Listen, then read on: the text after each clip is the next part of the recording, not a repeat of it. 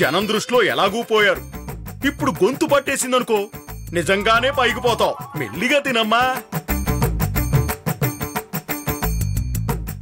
ఏది ఏమైనా శివమ్మ చేసిన పని నాకు నచ్చలేదమ్మా. ఆస్తి కోసం ఏమైనా చేయొచ్చు, ఎంతమందినైనా ఏమార్చొచ్చు. అంతేగాని అందరి దృష్టిలో నిన్ను చంపేయడం నాకేం నచ్చలేదమ్మా. నువ్వు శివాగ్నిని తప్పుగా అర్థం చేసుకుంటున్నావన్నయ్య. నిజానికి శివాగ్ని చంపాలనుకున్నది ఆ ముసల్దాన్ని. అంటే శివమ్మ హత్య చేయడానికి ప్లాన్ చేసింది మనం ముసల్దాన్నా? అవును.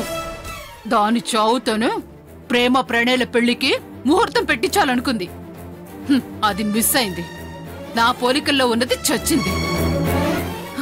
దాంతో నేను ఇదిగో ఇలా బుక్ అవ్వాల్సి వచ్చింది. అంటే శివమ్మ ప్లాన్ చేసింది ముసల్దాన్నే కదా? అవునన్నయ్య. శివాగ్ని ప్రేమ ప్రణయల పెళ్లి చేస్తుంది, ఆస్తిని దక్కించుకుంటుంది, నన్ను ఈ అజ్ఞాతవాస నుండి విముక్తి చేస్తుంది. చూస్తూ ఉండు.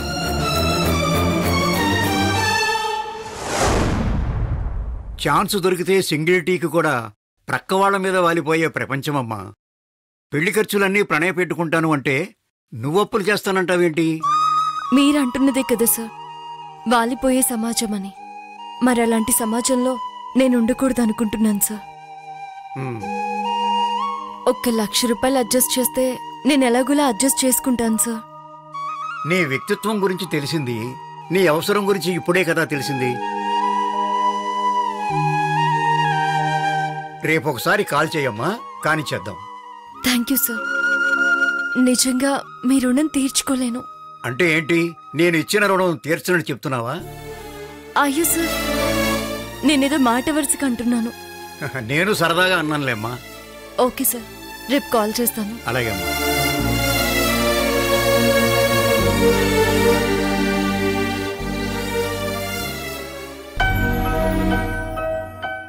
మనందరం రెడీ అయిపోతున్నాం. ఇంతకీ అక్క ఎక్కడికి వెళ్ళినట్టు? ఏదో పనుంది, వెంటనే వచ్చేస్తానంది. అమ్మా అమ్మా. ఏంటమ్మా, అవతల సంగీత్ ఫంక్షన్ కి టైం అవుతుంటే ఎక్కడికి వెళ్ళావు నువ్వు? ఒక ముఖ్యమైన పని మీద వెళ్ళానమ్మా. వెళ్ళిన పని అయిందా అక్క? గ్రాండ్ సక్సెస్ రా. ఏంటి ప్రేమ అంత సంతోషం? ఇంకంత సంతోషమేనమ్మా. పెళ్లి ఖర్చులకని డబ్బులు లేవని మనమందరం బాధపడుతున్నాం కదా, ఇంక బాధపడే పరిస్థితి పోయింది. ఏ అక్క, ఎవరైనా పాటలు పాడమని డబ్బులిచ్చారా? లేదు, అప్పిస్తానని మాటిచ్చారు. అప్పా? అవునమ్మా. తెలిసిన ఒక పెద్దాయన్ని 1,00,000 రూపాయలు అప్పు కావాలని అడిగి పరిస్థితి మొత్తం చెప్పాను.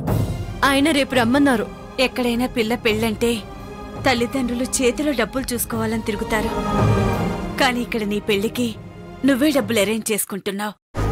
తప్పదు కదమ్మా. ఆ దేవుడు నాకు అంత మంచి తండ్రినిచ్చాడు. కానీ నేను డబ్బులు తెస్తున్నానన్న విషయం నాన్నకెట్టి పరిస్థితుల్లోనూ తెలియకూడదు. అవును, తెలిసిందంటే మొన్నట్లాగే గోవిందా. సరే సరే, త్వరగా రెడీ అవ్వండి, ఫంక్షన్ కి టైం అవుతుంది. మేము ఆల్రెడీ రెడీ అక్క. రెడీ అవ్వాల్సింది నువ్వే. నేనెంతసేపు రెడీ అవుతాను? ఇలా వెళ్ళి అలా వస్తాను.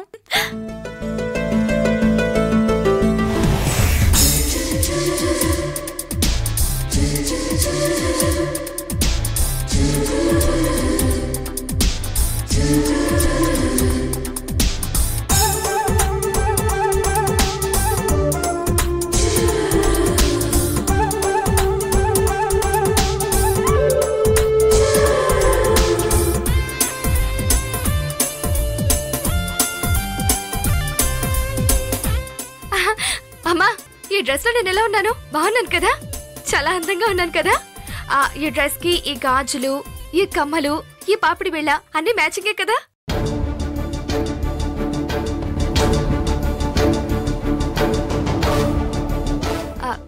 ఏమ్మా, ఏం మాట్లాడట్లేదేంటి? అన్నీ మ్యాచ్ అయ్యాయి కదా? చెప్పమ్మా. ఎక్కడికి వెళ్తున్నావు స్నేహ? అలా అడుగుతావేంటమ్మా? ఇవాళ నేను ప్రేమించిన ప్రణయ్కి, ఆ ప్రేమకి సంగీత్ ఫంక్షన్ కదా, అందుకే. వాళ్ళ సంగీత్ ఫంక్షన్ అంటే నీకెందుకు ఎంత సంతోషం? నా వాడు అనుకున్న ప్రణయ్ ప్రేమతో హ్యాపీగా సంగీత్ ఫంక్షన్ చేసుకుంటూ సంతోషంగా ఉంటే ఆ సంతోషాన్ని ప్రణయ్ కళ్ళల్లో నేను చూడాలి కదా. దగ్గరుండి ఆ సంతోషాన్ని దూరం చెయ్యాలి కదా. అప్పుడే కదా ఈ స్నేహ అంటే ఏంటో వాళ్ళకి తెలిసేది. నువ్వు సంగీత్ ఫంక్షన్కి వెళ్ళడం నాకు ఇష్టం లేదు. ఏ అంటే అక్కడ నువ్వు ఏం గొడవ పెట్టుకుంటావోనని, ప్రణయ్కి ఎక్కడ దూరం అవుతావోనని, అదే జరిగితే నువ్వు ఏమైపోతావోనని రోజు టెన్షన్తో చచ్చిపోతున్నానే నేను. నీకు నీ ప్రేమ ముఖ్యం, అలాగే నాకు నువ్వు ముఖ్యం. ఒక్కగానొక్క బిడ్డవి, నీకేమైనా అయితే నా పరిస్థితి ఏంటి? అమ్మా అదేం కాదమ్మా. అయినా నేను ఈ ఫంక్షన్కి వెళ్తుంది గొడవలు పెట్టుకోవడానికి కాదు, దగ్గరుండి ప్రణయ్ శివాగ్నిల్ని టెన్షన్ పెట్టడానికి, చుక్కలు చూపించడానికి. అదే వద్దు అంటున్నానే. కావాలి.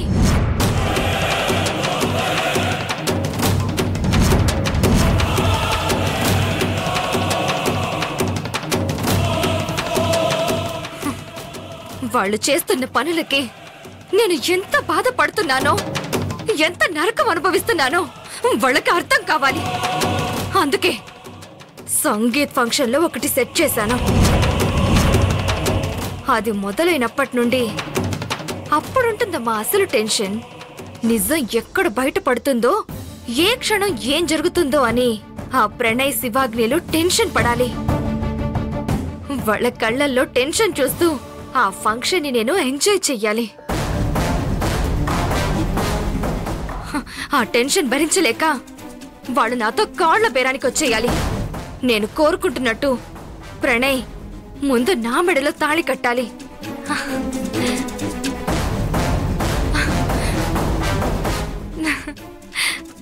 నీ కూతురు సక్సెస్ అవ్వాలని కోరుకోమ్మా. బాయ్.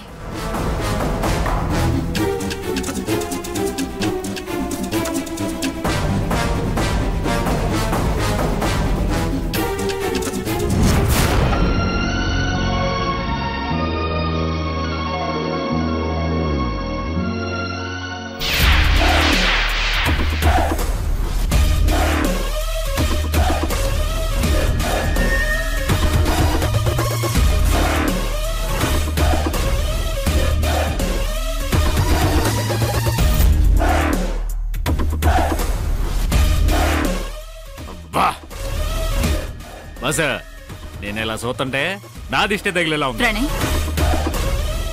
ప్రేమతో పెళ్లి జరిగి మన పాప మన ఇంటికొచ్చిన తర్వాత స్నేహని పెళ్లి చేసుకుంటావు కదా?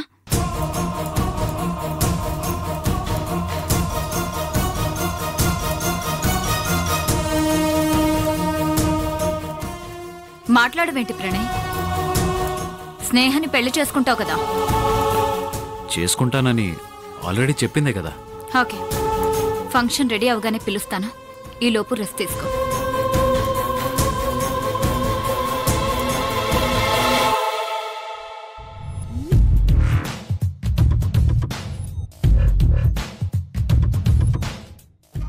ఏంటి అలా చూస్తున్నావు? నేను స్నేహను పెళ్లి చేసుకుంటానని అన్నానా? నువ్వేమీ నాకు ఎక్స్ప్లెనేషన్ ఇవ్వక్కర్లేదులే బాసు. ఎందుకంటే నువ్వేంటో నాకు తెలుసు కదా. ఇప్పుడు నువ్వు అట్లా చెప్పింది శివాగ్నిని నమ్మించడానికే నాకు తెలుసు, అవునా? ఎస్. ప్రేమకు అన్యాయం చేయాలనే ఆలోచన నీ మైండ్లోకి వస్తే నేను ఆ ఆలోచన డిలీట్ చేస్తానే గాని ప్రేమను దక్కించుకోవడం కోసం నువ్వు ఎన్ని అబద్ధాలు ఆడినా ఏం చేసినా నేను నీకు సపోర్ట్గానే ఉంటాను. సర్లే బాసు, నువ్వు రెస్ట్ తీసుకో. ఫంక్షన్లు కలుద్దాం. మంచి కలరింగ్ ఉన్నట్టుగా.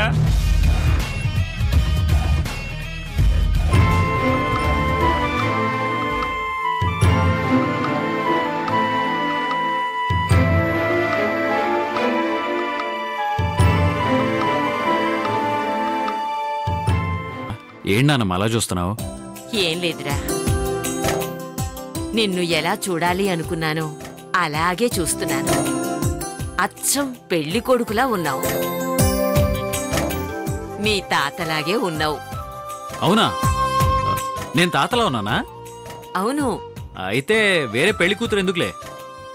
అంటే అంటే ఈ ప్రేమలు దోమలు మనకెందుకు నానమ్మా? ఎంచగ్గా నీ మెళ్ళను తాళి కట్టేస్తాను. ఆపరా నువ్వు నీ మాటలు. పెళ్లి వయసు వచ్చినా ఇంకా చిన్నప్పుడు అల్లర్లు మాత్రం పోలేదు. సర్లే నానమ్మ. అంటే ఏమిట్రా, నన్ను వెళ్ళిపోమనేనా? అంటే అది కాదు. ఏంటి, నీ కాబోయే భార్యతో ఫోన్ చేసి మాట్లాడాలా? నేనుంటే డిస్టర్బెన్స్ అన్నమాట. పర్సనలా? నువ్వెళ్ళు నానమ్మా. కానీ ప్రేమను కూడా అక్కడ రెడీ చేసే ఉంటారు. ఊహించుకో నాన్న, ఊహించుకో.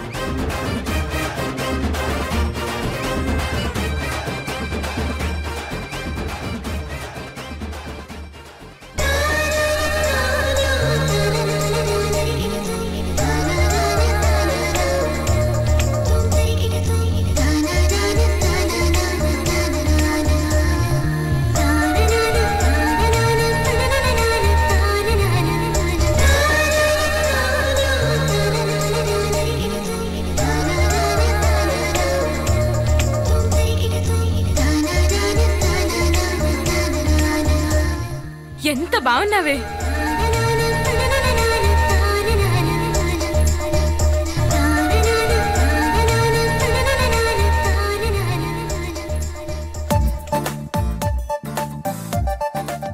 ఏంటమ్మా ఇవాళ సంగీత్ ఫంక్షన్ అంట కదా?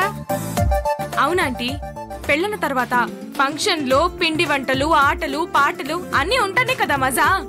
అది సరేనమ్మా, ఆ అమెరికా పెళ్లికొడుకుతో కూడా పెళ్లి అనుకున్నప్పుడు ఇలాగే సంగీత్ ఫంక్షన్ పెట్టుకున్నారు కదా. ఆటలు పాటలు, పెళ్లి మాత్రం జరగలేదు. ఇప్పుడు కూడా అలాగేనా?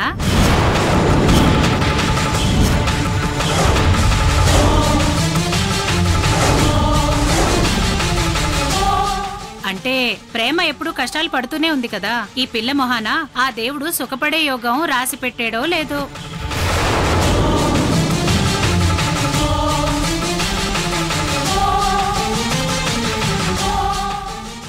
ఆంటీ, వయసులో పెద్దవారైపోయారు కాబట్టి సరిపోయింది. లేదంటే అసలు బుద్ధుంటే మాట్లాడుతున్నారా అని అడిగేదాన్ని. త్రిష, నువ్వు ఉండవే. ఇప్పుడు నేనేమన్నానని అంతలా కోపడుతున్నారు? లేకపోతే శుభవాని పెళ్లి జరుగుతుంటే జరుగుతుందా ఆగుతుందా అని మాట్లాడతారేంటొదినా? ఎవరు ఎన్ని అనుకున్నా ఆఖరికి ఆ దేవుడి వచ్చి అడ్డుపడినా ఈ పెళ్లి జరిగి తీరుతుంది.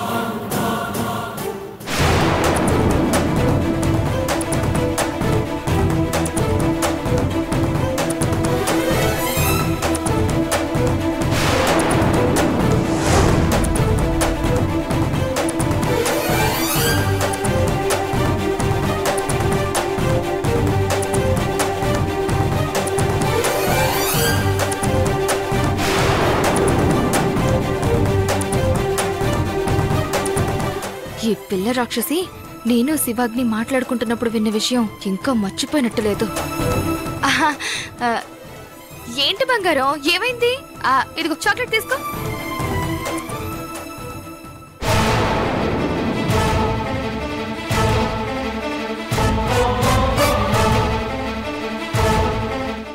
ఏంటి అలా చూస్తున్నారు? నేను ఇక్కడికి వచ్చానేంటానా? ఈ పెళ్లికి నేనే కదా మెయిన్ పిల్లర్. అటువైపు ఉండాలి, ఇటువైపు ఉండాలి. ఏంటి ప్రేమ, ఆవిడేదో అందని నువ్వెందుకు డల్ అయిపోతున్నావు? సంకల్పానికంటే బలమైన శక్తి ఏదీ లేదు అంటారు కదా. మనం ఏదైనా కావాలని గట్టిగా కోరుకుంటే ఖచ్చితంగా జరుగుతుందంటారు కదా. అది నిజమే ఆంటీ, నిజంగా అలాగే జరుగుతుంది. ఖచ్చితంగా జరుగుతుందమ్మా. ఆవిడేమన్నదో మీరు వదిలేసేయండి. ప్రణయ్తో నీ పెళ్లి జరుగుతుంది అనే నమ్మకం నీకుందా? 100% ఉంది. మరింకేంటి, నీ నమ్మకమే నీ పెళ్లి జరిపిస్తుంది. బాగా చెప్పేవమ్మా.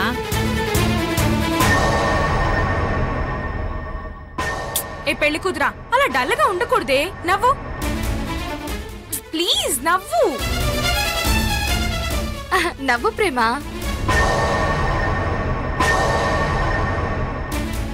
నవ్వుతావా లేదా? నవ్వమే, నవ్వు. ప్రేమ, నవ్వు ప్రేమ, నవ్వు. నవ్వు. ప్రణయ్, ఆగు. ప్రణయ్తో నేను మాట్లాడతాను. నేను ఇక్కడున్నాననేసరికి సర్ప్రైజ్ గా ఫీల్ అవుతాడు. హలో, ఏంటి బంగారం, ఏం జరుగుతుంది అక్కడ? బంగారమా? ఈ కొత్త పిలుపు ఎప్పటి నుంచి ప్రణయ్?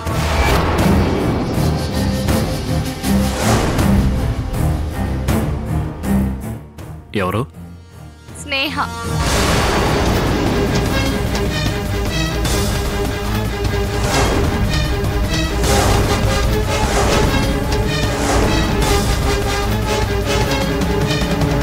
ఏంటి మాట్లాడడం లేదు?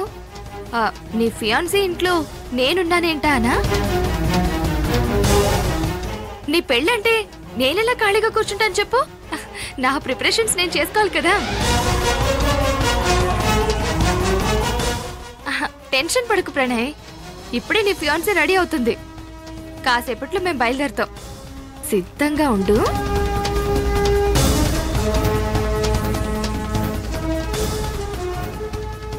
ఇంకా రెడీ అయ్యారా లేదా అని ప్రణయ్ కంగారు పడుతున్నాడు. పదండి బయలుదేరదాం.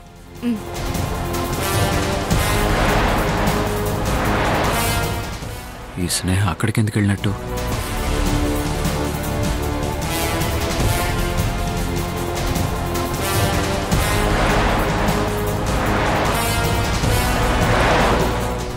అసలు ఈ స్నేహకి ఎన్నిసార్లు చెప్పినా దాని తల తిక్కపోవట్లేదు. దాని పుర్రెలు పురుగ్గాని మెదిలి అక్కడ ఏదైనా వాగితే మొత్తం కొలాప్స్ అయిపోతుంది.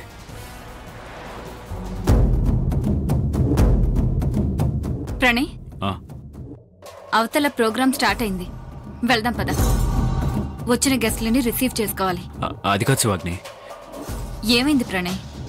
స్నేహ ఇప్పుడు ప్రేమ ఇంట్లో ఉంది. ప్రేమ వాళ్ళు ఫంక్షన్కి బయలుదేరారో లేదో అని కాల్ చేస్తే ప్రేమ ఫోను స్నేహ లిఫ్ట్ చేసింది.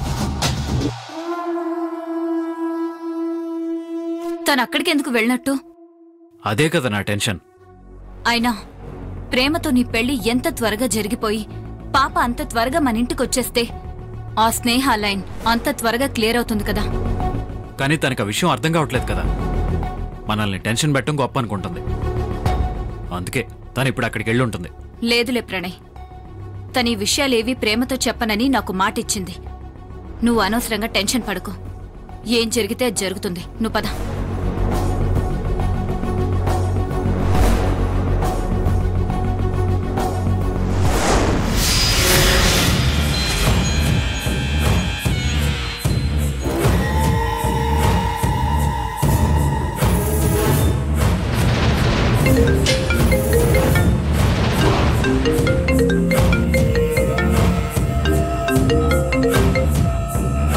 ఏంటి స్నేహ, ప్రేమను దగ్గరుండి రెడీ చేయడానికి వెళ్తున్నావా? ప్రేమ ప్రణయాల పెళ్లి ఈసారి ఖచ్చితంగా జరిగి తీరుతుందని బల్లగుద్ది మరీ చెప్తున్నావు.